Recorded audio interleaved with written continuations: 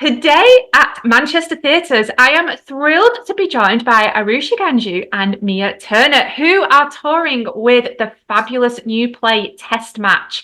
It is written by Kate Atwell and it is coming to the Octagon Theatre Bolton from the 23rd of May. Now, it promises to be quite a provocative and funny play looking at the idea of fair play and what that might mean. So we have Aarushi, who has worked on television, stage and radio in shows such as Three Body Problem from Netflix, Doctors, Unlocking Cannon's House and Make Death Love Me for the radio, whilst Mia has been in Boys by Ella Hickman, and even though she says this is her professional debut, she has been in so many shows at Arts Ed, including Measure for Measure, Our Town and The Seagull. So thank you both so much for joining us today. I'm very excited to chat about this fabulous new play. Thank you. So are we. So tell me about it then, the story. I have been doing a little bit of research on it, and the ideas behind it and the themes kind of mixed into it, but who better to tell me than the people in the show? So what is it all about? Well, it's sort of, I don't know, it's split into two different acts, and the first act takes place at Lord's Cricket Ground, and it is the Women's Cricket World Cup, India versus England, and these two teams are sort of trapped in a small space together as they contemplate and talk about and discuss a real range of different things, isn't it? It's like there's so many different topics and stuff and things that are explored. I think it's I don't know, it goes on, it's really hard because it's like it flips, doesn't it? Yeah, so the first act is almost lives in a realm of like naturalism, and it is just six women on stage talking, discussing, what it is to be women in sport, the struggles of the English weather, even like and the competition and all that stuff. And then it flips into the second act, and it goes back in time in the 1700s, where we look at the origin of cricket and delve deeper into colonialism, and I think it's about examining our history in order to understand where we are now. Yeah. So yeah, I don't know, I've waffled quite a lot there. I don't know if you want to add anything, Aarushi. No, that is the play. It is, as Mia said, it's hard to describe it because it is about very many things and there's a lot of themes in it. I think what Kate has done really beautifully is she explores a lot of really deep and profound dynamics and themes through the conversation, through the lens of sport. And you feel like you see the characters discussing things like cheating in games, match fixing, what it means to win, and you think they're discussing the game, but actually what they're discussing is generations of history and generations of trauma and generations of shared experiences that they've all had, and how they all individually respond to it. And I think it's really clever in the way that it does that. It really makes you think, and all in the first act, especially because you see these six cricket players. They're such distinct characters, and you're so immersed in the story that they're telling you, and then you move on to the second act, which is in the 1700s. And when they hear, because there's a lot of political theatre happening right now in the industry, as it should, and it's brilliant, but when people hear the word colonialism and race and gender, I think they feel like they have to be afraid of it, and they have to they have to be quite serious and grim, and the play is the opposite of that. It's just a lot of fun. I laugh so much in the second act in particular, which delves even deeper into those issues, and it's just a great time at the theatre. It makes you think, it challenges you a bit in the set notions that you may have of race and of history and of how you think and perceive certain people or different parts of the world. But at the end of the time, it does it all by making you laugh a lot, and making you quite uncomfortable, and I think that's the best way to do it. So yeah, it's not a serious, grim, oh, we should maybe take notes because this is about history kind of play. It's just a lot of fun. We would agree, yeah. Yeah, and I think that's what it does so cleverly. Is like you said, Arushi, like it makes you laugh, and then you're laughing, and then you're questioning why you're laughing at that, maybe because of your own like prejudices or views, or Yeah. so I think it does that really cleverly. It makes you laugh Yeah. and it makes you question. So Yeah. and So we are have you- the most fun, don't we? Yeah. Yeah, well, you need to be having fun, right? Yeah. Really So are is. you playing two sets of characters each then? So Yeah. one for each, like the here and now, and then like the past. Yeah. Yeah. So can you tell us a little bit about maybe one or both of your characters? Yeah. Yeah. Oh, go. I was no, well, I think so. They're two completely different sets of people. But I think what we spent a lot of focus on in rehearsals, which I thought was really interesting, was about the different ways of tying the two. And so in the first act, my character is she's got her prejudices. She can be a little bit problematic. She's slightly neurotic. And then in the second act,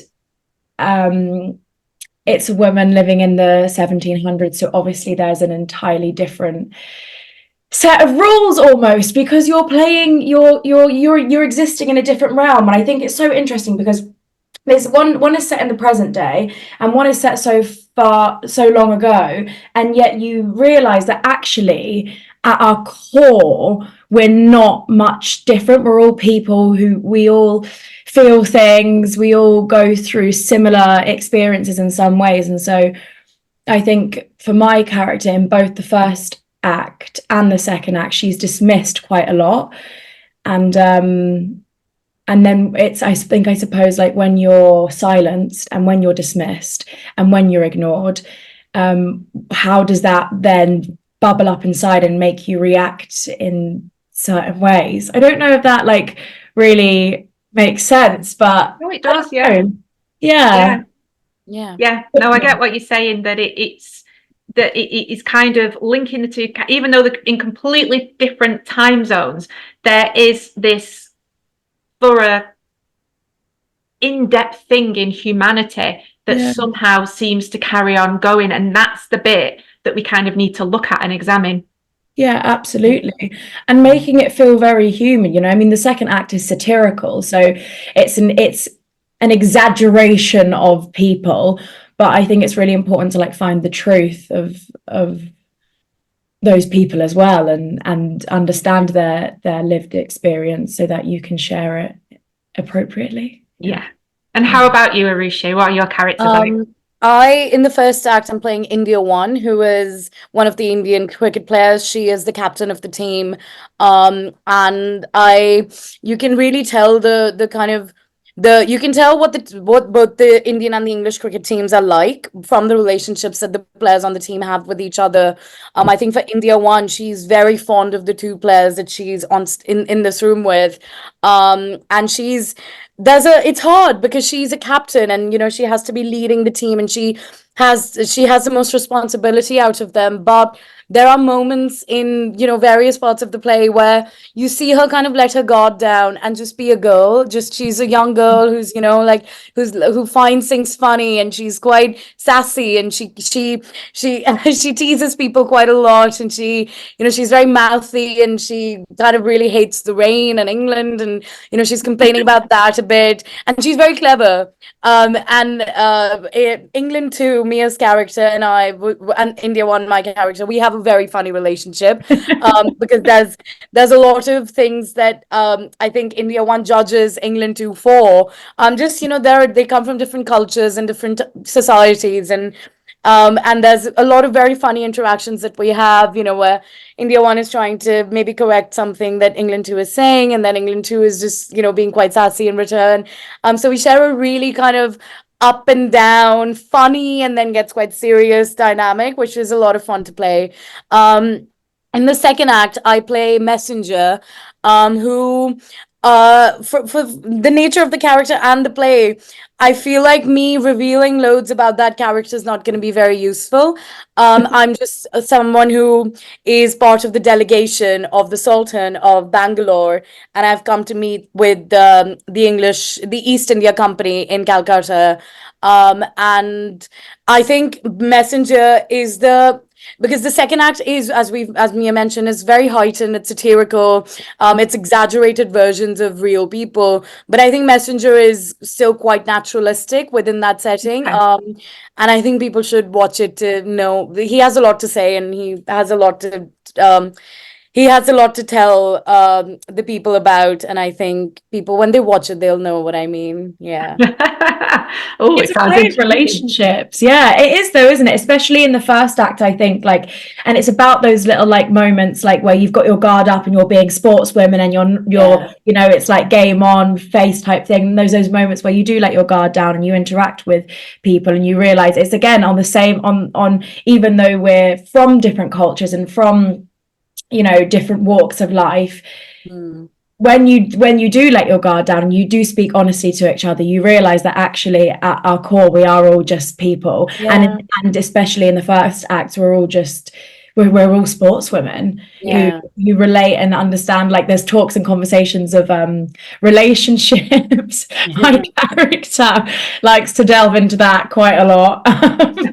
I think there's something about connecting over love as well, or heartbreak or hurt. Mm. And so when those little moments seep in, when they do let their guard down and allow themselves to just be really open with each other, I think that Yeah. it's really magical, definitely to perform and hopefully to watch. And I think that's a really interesting point, because I think we often find that the things that people feel very often isolate them are actually the things that pull us together, because everyone is feeling them. It's just that we don't talk about it because we don't let that guard down. So Yeah. they are the things that connect us, like heartbreak and love and feeling different or whatever it may be. Those are the connections, aren't they? Yeah, absolutely. Absolutely, yeah. Yeah. So you want to pick up on, you mentioned we've got the first half is very naturalistic. It's set like here and now. And then the second half, when we're going back to colonialism, it's very satirical, it's very stylized. So what was the rehearsal process and the decisions behind that to kind of play it out in that manner? Well, I mean, I think it came from the brilliant text, and it's when the writing is so good, it becomes very easy to do what the script demands and what the play demands. It was also helpful because in Act One, we're kind of all on stage nearly the entire amount of time. So even in rehearsal, we were always together. We were, spending the entire day together, working on scenes, doing all of that. And then when we moved to Act Two, we're not all together. We come in and out of scenes, and there's two-hander scenes, and then there's three people in a scene, and then just one person comes in. So we had a bit of time apart. I mean, we were still in the rehearsal room or in the building, but we weren't around each other all the time. For me personally, that was quite useful for my character as well. As Messenger in Act Two, my character comes into a new world and he's discovering the world as he comes in. So for me, one of the first stagger-throughs we did of Act Two was the first time that I'd seen the other scenes of Act Two. And it was really useful because the whole world seemed different to me, and that was exactly what the character was. But also, I think credit to all the actors and to Diana, director, who everyone just, it seemed like, came in with really strong choices. And it's as Mia's mentioned before, I've mentioned they're very exaggerated versions of people in the second act. It's satire. It's almost like restoration comedy. It's very big and bawdy and loud, and it's great fun. And I think it's, at the end of the day, it's about making bold choices and being really fearless in those choices you make. And I feel like everyone in the cast just did that from the get-go, which was really nice to watch and work with. Yeah, no, I mean, I 100% agree with everything you just said. I think it was even so we spent the first week of rehearsals literally sat doing table work, and in that what we did is we just dissected the text and spoke a lot about the world it was that we were trying to create and the things that we wanted to highlight. And I think that was like really amazing, because within doing that, you kind of you understand exactly what it is that you need to do in order to serve the text appropriately and in the most effective way possible. So yeah, it's strange because it's almost like two different plays. When you see it, you come back after the interval. I know friends and family come and watch, and they were like, I came back in after the interval and I almost thought I was in like the wrong place because the world really does change. But I think for us it was just about making it one play in its entirety and really understanding the message from start to end that we were trying to create, rather than it feeling like two separate things. Yeah, no, I get that. Now, I do need to ask, do I need to know anything about cricket? Do I need to understand it? Do I need to have ever held a cricket bat to come along and enjoy this? Well, I knew nothing about cricket before this, and I'm playing the captain of the team, so I think you're fine. I still don't know how much I know about cricket, but I think it'll be fine. I think it's not really about cricket. Like, it uses cricket as a device to explore and have conversations about really I was going to say really important things. Not that cricket isn't important, because we love cricket now that we love it. Time researching and understanding it. But no, because it's more than just about cricket. It literally is. Cricket is just used as a way to explore all these other things. So no, but you might come away feeling like you learned a little bit more than you knew before you came in, which is always. And I think what it does really well is, with any sport, I'm not a very sporty, athletic person. However, I love the community that you feel, the sense of community you feel when you're watching a match, or when the Euros are on. And I only watch football when the Euros are on, or FIFA's on, or cricket when the World Cup is on, because I love the sense of the whole world coming together to watch the thing. And I get really invested. I always end up, every year with the Euros, I support a different team, and I get really invested and really into it. And then when they lose, I remember when the World Cup or the Euros or something was happening a couple of years ago, and England made it to the semi-finals and they lost because Harry Kane didn't get that ball in the goal. I don't know. Something went wrong with Harry Kane, who I love. But that night, I could not stop crying because I was like, well, how dare England didn't win? I hate this. And I don't care about football, but I think sport really grabs people's emotions by the throat. And it really involves you and it makes you care. And I think this play does that as well. You get watching the first act, you don't need to know anything about cricket, but the energy, I assume, if you're watching the play, you feel like you're watching a match, because the way that these women speak to each other, the way that they combat each other, the way that they laugh, it's like, that there's points being given, there's someone scoring, there's a wicket being drawn off. So I feel like it feels like you're watching a match between them, even though you're not. And it's really exciting, and really the energy, I think, is really it's thrilling. It's like being in a stadium, but actually in the theatre, and you're learning and you're growing, and it's fantastic, I think. Yeah. I've got to say, you're giving me the energy now, just listening to you talk. That's what it feels like. Yeah. So I hope that's what the audience also feels. I feel like that's what they get. It's a match of wordplay and isn't it, really? Yeah. And is it really kind of brilliant as well? What I love when I read it was like, it's an all-female cast. That's quite rare these days. Yeah, it's just not. How amazing is that, right?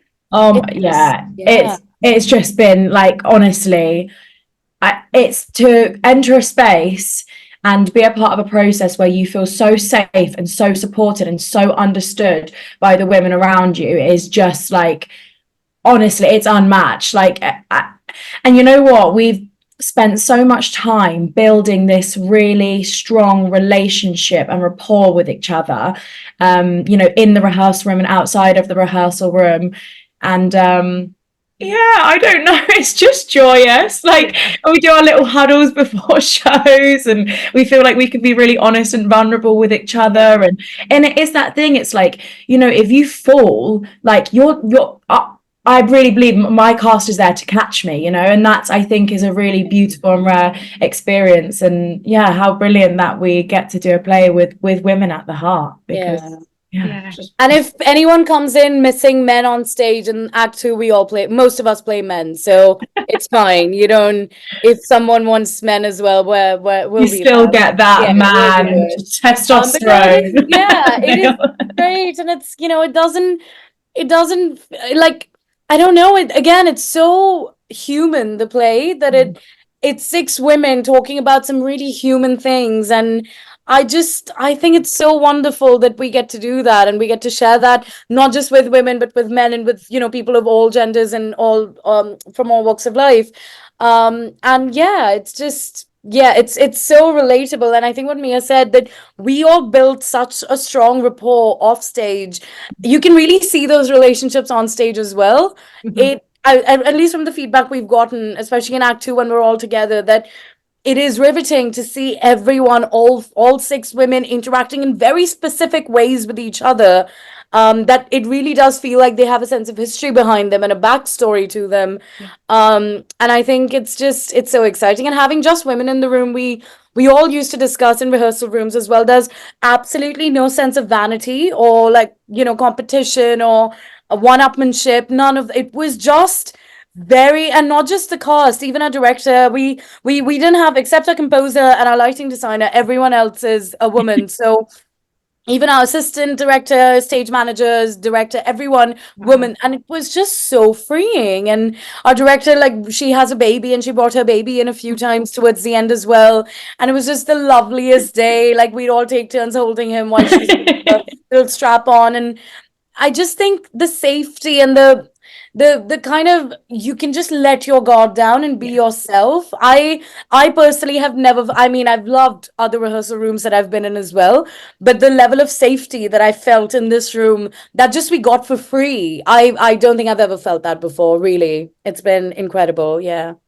It sounds like a really, really special play, and I am genuinely feeding off the love that you both clearly have for this. So thank you so much for joining me today. I think we can agree that, the saying it's all cricket, it's not all cricket, because it's about so much more.